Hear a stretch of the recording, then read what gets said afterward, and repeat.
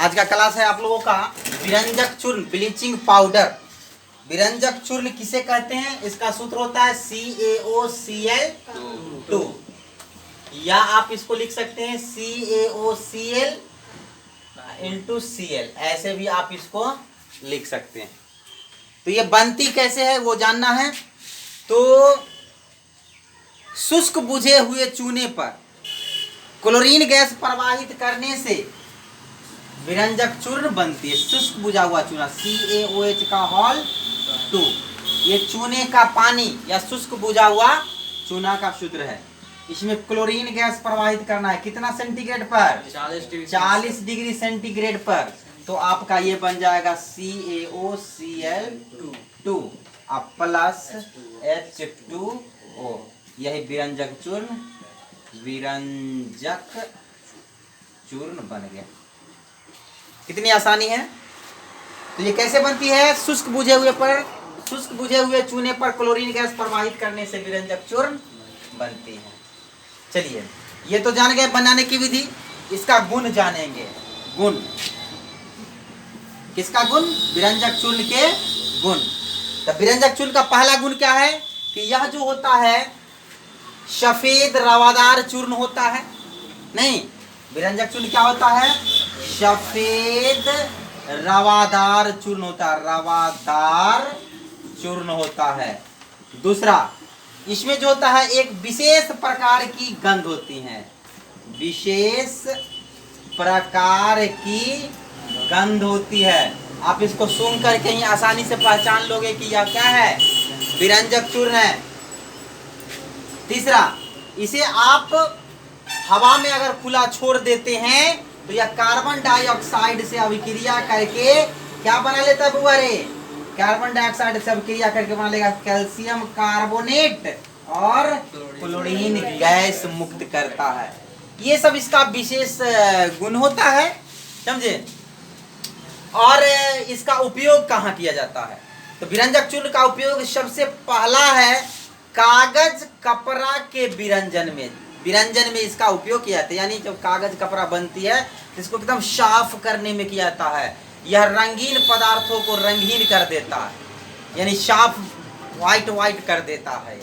तो पहला उपयोग इसका क्या है कि कागज कपड़ा के विरंजन में इसका उपयोग किया जाता है। दूसरा, विरंजक चूर्ण का उपयोग जो है वह जो है कीटाणुनाशक के रूप में भी किया जाता है। तीसरा, इसका उपयोग जल को विसंक्रमित करने के लिए भी किया जाता है, समझे। ऐसे बहुत सारे उपयोग है। इसका उपयोग जो है क्लोरीन उत्पादन में भी किया जाता है, समझे। दवाई कीटाणुनाशक के रूप में भी किया जाता है। आई बात समझ में? चलिए, अगला आप लोगों को लवण के बारे में पढ़ना है। उपयोगी लवण प्लास्टर ऑफ पेरिस। इसका सूत्र होता है CaSO4 × ½ H2O, या CaSO4 का होल ट्वाइस, या 2, इसको ट्वाइस यहाँ पर कर देते हैं, CaSO4 का होल ट्वाइस × H2O। तो ये बनती कैसे है? तो जिप्सम को 120 डिग्री सेंटीग्रेड ताप पर गर्म करने से प्लास्टर ऑफ पेरिस तैयार होता है या बनता है। जिप्सम का सूत्र देखिए CaSO4 × 2H2O, ये जिप्सम है, समझे। ये क्या है? जिप्सम एक पत्थर होती है, समझे। इसको 120 डिग्री सेंटीग्रेड ताप पर गर्म करेंगे तो ये क्या बन जाएगा? Plaster of Paris. CaSO4 whole 2 × H2O plus 3H2O, यही बन गया आपका प्लास्टर ऑफ पेरिस। यहाँ पर ध्यान दीजिए, CaSO4 का होल ट्वाइस, इसका मतलब CaSO4 इसमें क्या गो है? 2 गो है। तो इसको या करके आप लिख सकते हो CaSO4, इसमें से एक निकालेंगे इनटू, तो इसमें से आधा कर देंगे, तो 1/2 हो गया ना, H2O। और एक बार H2O मान लिया जाए CaSO4 × ½ H2O। ये दोनों को जोड़ो, अब ये दोनों को जोड़ेंगे तो CaSO4 और CaSO4 का होल 2 होगा। हाफ H2O हाफ H2 तो H2 हो जाएगा। तो ये इसमें से एक हो गया सही है, ये दोनों अलग अलग है, प्लास्टर ऑफ पेरिस का यही फॉर्मूला है, समझे। चलिए आप रिएक्शन लिखिए, उसके बाद इसका हम नेचर के बारे में जानते हैं। चलिए अब हम जानेंगे प्लास्टर ऑफ पेरिस के गुण या नेचर। तो इसका पहला गुण है कि प्लास्टर ऑफ पेरिस जो होता है यह सफेद रवादार चूर्ण होता है, रवादार चूर्ण होता है, समझे। दूसरा, प्लास्टर ऑफ पेरिस में एक विशेष प्रकार की मीठी गंध होती है। नहीं, इसमें कैसा गंध होता है? मीठी गंध होती है। और तीसरा, प्लास्टर ऑफ पेरिस जो होती है यह एक चूर्ण के रूप में होता है, पाउडर के रूप में होता है, और यह जल के संपर्क में आने पर पुनः क्या बन जाता है?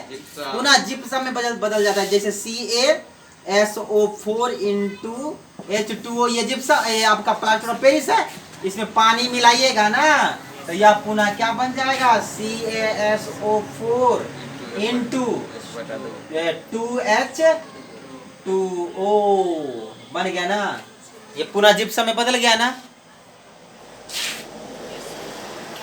जिप्सम। तो ये इसका क्या था? गुण था। अब इसका उपयोग जानिए, प्लास्टर ऑफ पेरिस के उपयोग। इसका उपयोग कहाँ कहाँ किया जाता है? सबसे पहला उपयोग जो है, शल्य चिकित्सा में टूटी हुई हड्डियों को जोड़ने के लिए प्लास्टर ऑफ पेरिस का उपयोग किया जाता है। पहला उपयोग समझ में आया, ये तो याद रहेगा। हड्डी जब टूट जाती है तो डॉक्टर एक पट्टी बांध देता है, जो वो उस समय वो घोल करके बांधता है, बाद में वो एकदम कठोर हो जाता है, एक लगता है कि सीमेंट का इस पर कोई लेयर चढ़ा दिया गया है ना। चलिए, तो पहला उपयोग क्या है कि लिख लीजिए कि पहला उपयोग में जे प्लास्टर ऑफ पेरिस का उपयोग शल्य चिकित्सा में टूटी हुई हड्डियों को जोड़ने के लिए किया जाता है, हो गया। और दूसरा उपयोग है इसका उपयोग खिलौना बनाने में किया जाता है, मूर्ति बनाने में किया जाता है, समझे। प्लास्टर ऑफ पेरिस का उपयोग हो गई बात समझ में। चलिए, यही दो इसका उपयोग है। चलिए, अब आप लोगों का अगला टॉपिक है डिलिक्वेंट साल्ट। इसको हिंदी में कहते हैं प्रस्वेद लवण, प्रस्वेद लवण, डिलिक्वेंट साल्ट। प्रस्वेद लवण क्या है पहले समझ लीजिए। कुछ ऐसे लवण होते हैं जिसमें उसमें कुछ अशुद्धियां विद्यमान होती हैं, समझे, अशुद्धियां उसमें मौजूद होती हैं। तो वह वायुमंडल में उपस्थित जलवाष्प को अवशोषित कर लेती है, और जिसके कारण वह क्या होता है? पसीजने लगता है। तो वैसे हम पिघलने लगता है, वैसे लवण को कहा जाता है प्रस्वेद लवण। आई बात समझ। जैसे नमक वगैरह जो होती है, अशुद्ध नमक, शुद्ध नमक में ऐसी नहीं घटना होगी। अशुद्ध नमक जिसमें अशुद्धियां मौजूद होता है तो उसको खुला छोड़ देते हैं, तो वायुमंडल में जो उपस्थित जलवाष्प है उसको वह क्या कर लेता है? अपने अंदर ग्रहण कर लेता है, जिसके कारण वह पसीजने लगता है, नहीं। तो वैसे लवण को ही क्या कहते हैं? प्रस्वेद लवण। इसकी परिभाषा होगी कि वैसे लवण जिसे खुला छोड़ देने पर वह वायुमंडल के जलवाष्प को अवशोषित कर लेता है और वह पसीजने लगता है, उसे कहते हैं प्रस्वेद लवण। जैसे यहाँ पर देखिए, जैसे CaCl2, अनाद्र Cl2, अनाद्र। अनाद्र माने क्या होता है? जिसमें पानी नहीं होता है ना। अनाद्र कैल्शियम कार्बोनेट जो होता है, अनाद्र कैल्शियम कार्बोनेट, कैल्शियम कार्बोनेट, अनाद्र कैल्शियम कार्बोनेट, या जो ऐसे क्या है, वायुमंडल में इसको छोड़ देते हैं तो ये वायुमंडल के जलवाष्प को अवशोषित कर लेता है, पसीजने लगता है, पिघलने लगता है। इसी को कहा जाता है प्रस्वेद लवण। देखिए, अगला टॉपिक है आप लोगों का हाइड्रेट साल्ट, जलयोजित लवण। देखिए, कुछ ऐसे लवण होते हैं जिसके रवा में, रवा यानी ठोस में जल उपस्थित होते हैं, उसे कहा जाता है रवाकरण के रवाकरण जलयोजित लवण, उसको जलयोजित लवण बोला जाता है, या उसको हम आर्द्र लवण भी कहते हैं। आर्द्र का मतलब होता है नमी, समझे, और जिसमें नमी न हो उसको कहते हैं अनार्द्र, समझे। तो जैसे कि यहाँ पर ध्यान दीजिए, हम धोबन सोडा की चर्चा किए थे ना, Na2CO3, यह सोडियम कार्बोनेट है ना, इसमें जो है H2O, 10H2O, 10H2O, तो ये जैसे ये धोबन सोडा है, इसको हम सोडियम कार्बोनेट भी कहते हैं, लेकिन इस सोडियम कार्बोनेट के अणु में जल भी समाहित है, तो इसको कहेंगे जलयोजित लवण। क्या कहेंगे? जलयोजित लवण। एक और बात, ये तो जलयोजित लवण हुआ, इसका नाम क्या हो गया? सोडियम कार्बोनेट है ना नाम, तो यहाँ पर पानी इसमें घुला हुआ, तो इसको कहेंगे आर्द्र, आर्द्र सोडियम कार्बोनेट। क्या कहेंगे? सोडियम कार्बोनेट, समझे। जब इसको हम गर्म करेंगे तो इसमें से पानी निकल जाएगी ना, पानी बाहर निकल जाएगी, तो ये बन जाएगा Na2CO3 या प्लस, एक पानी निकल के कहाँ चला गया? बाहर चला गया, तो इसमें पानी नहीं है, तो इसको कहेंगे अनाद्र सोडियम कार्बोनेट। क्या कहेंगे? अनाद्र, इसमें पानी है ही नहीं, नमी, नमी खत्म, अनाद्र सोडियम कार्बोनेट, कार्बोनेट। आई बात समझ में? तो आर्द्र सोडियम कार्बोनेट और अनाद्र सोडियम कार्बोनेट समझ गए ना। इसके अलावा और हम आप लोगों को 2-4 उदाहरण दे देते हैं, जैसे कि तुतिया, तुतिया का नाम सुने हो? CaCuSO4 इंटू 7H2O ना जी, नहीं 5H2O होता है, इंटू 5H2O, इसको तुतिया या नीला कशिश भी कहा जाता है, कॉपर सल्फेट इसको कहते हैं, समझे। अगर हम इसको गर्म करेंगे तो पानी बाहर निकल जाएगी ना, तो CuSO4 और प्लस H2O बनेगा, तो ये हो गया अनाद्र कॉपर सल्फेट। आई बात समझ में? ये तुतिया या नीला कशिश। एक और बात, एक होता है FeSO4 इंटू 7H2O, इसको हरा कशिश बोला जाता है, हरा कशिश, समझे, या इसको हरा थोथा बोला जाता है। नीला थोथा, इसको नीला थोथा, तुतिया को बोलते हैं नीला थोथा, नीला थोथा, समझे, इसको हरा थोथा। एक FeSO4 गरम करेंगे तो एक 7H2O बाहर चल जाएगा। अब देखिए, एक होता है ZnSO4, समझे, ZnSO4 ऊपर लिखते हैं, रुक जाइए, ZnSO4 इंटू 7H2O, इसको उजला थोथा, समझे, उजला, उजला थोथा कहते हैं। इसको गर्म करेंगे तो ZnSO4 प्लस 7H2O बाहर, तो ये हो गया अनाद्र। ये क्या? अनाद्र जिंक सल्फेट, ये अनाद्र सोडियम कार्बोनेट, अनाद्र कॉपर सल्फेट, अनाद्र फेरस सल्फेट, ये सब अनाद्र है, इनमें जल समाहित है, तो ये हो गया, ये सब हो गया जल योजित लवण हो गया। आई बात समझ में? चलिए अगला टॉपिक आप लोगों को पीएच स्केल, स्केल, स्केल यानी पीएच स्केल क्या है, पहले जानेंगे कि इसका मतलब क्या होता है। पी का मतलब होता है पोटेंस, पी का मतलब होता है पोटेंस, मीन्स होता है पावर, पावर मीन्स होता है शक्ति। क्या होता है? शक्ति नहीं। और H मीन्स होता है हाइड्रोजन। तो पीएच का मतलब होता है पावर ऑफ हाइड्रोजन, अर्थात इसकी परिभाषा होती है किसी विलयन में हाइड्रोजन आयन की शक्ति को पीएच मान कहा जाता है।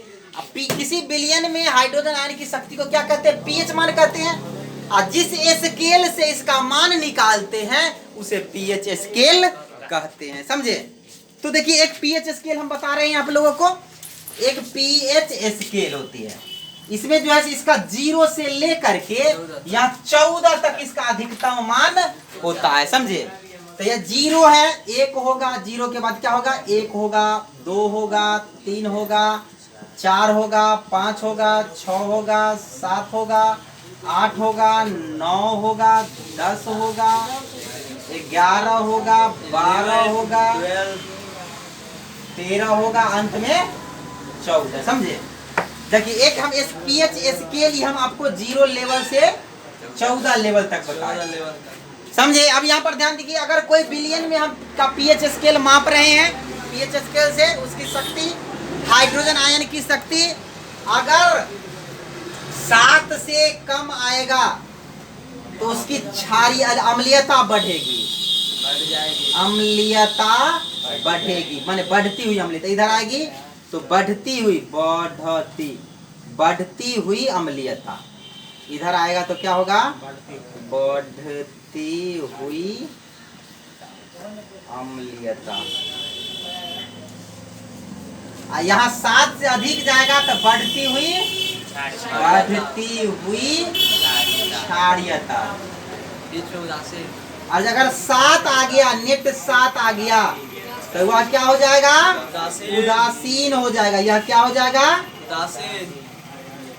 उदासीन हो जाएगा। समझे? अब देखिए, अगर कोई बिलियन आपको दिया गया है, बिलियन माना कि बिलियन दे देते हैं ए बी सी, 3 बिलियन है। एक का पीएच मान जो है अगर है 4, एक के 7, एक के 9, तो इसमें से कौन बिलियन अम्लीय है? अम्लीय कौन बिलियन है? 4। क्षारीय कौन बिलियन है? 9 सी। और उदासीन जो है सो 7। समझे? अगर एक और बात, अगर 2 बिलियन दिया जाए, 2 बिलियन ए और बी, एक का बिलियन 3 पीएच मान और एक का 4, तो इसमें सबसे अधिक अम्लीय कौन होगा?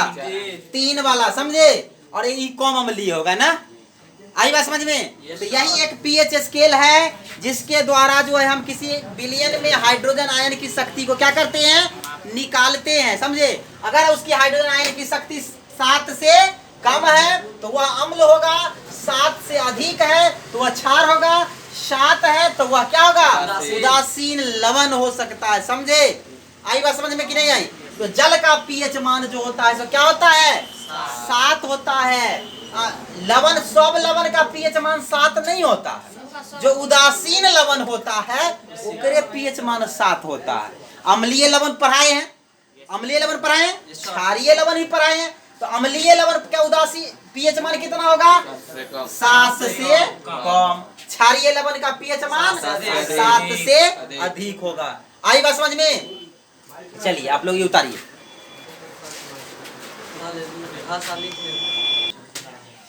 देखिए हम आप लोग को बताते हैं कि कुछ सामान्य लवण जिसका हम उपयोग करते हैं और दैनिक जीवन में वो हमारे आसपास है कुछ पदार्थ जिसका पीएच मान बता रहे हैं। सबसे पहले अमाशय रस। अमाशय में HCl हाइड्रोक्लोरिक अम्ल होता है ना। अमाशय रस HCl होता है ना, उसमें इसका पीएच मान जो होता है, पीएच मान जो होता है 1 होता है, 1.0 होता है। नींबू जान रहे क्या? नींबू के रस, नींबू के रस का पीएच मान जो होता है 2.5 होता है। ठीक है, ये पहला था, ये दूसरा है। तीसरा है सिरका। सिरका, इसमें हाइड्रोक्लोरिक एसिड होती है, एसिटिक एसिड होती है सिरका में। इसका पीएच मान 3.0 यानी 3 होता है। 4 में टमाटर, टमाटर के रस। टमाटर में ऑक्जेलिक एसिड है, बढ़ा चुके हैं ना। टमाटर में होता है 4.1 उसका पीएच मान होता है। पसीना, पसीना जो हमारे देह से निकलता है वह 4.5 होता है, इसका पीएच मान, वह अम्लीय होता है। 6 में अम्ल वर्षा, अम्ल वर्षा, अम्ल वर्षा का पीएच मान 5.6 होता है। पेशाब, पेशाब का पीएच मान जो होता है 6 होता है, यह भी अम्लीय होता है, यूरिक एसिड होता है। 8 में दूध, दूध का पीएच मान जो होता है वह 6.5 होता है। 9 शुद्ध जल,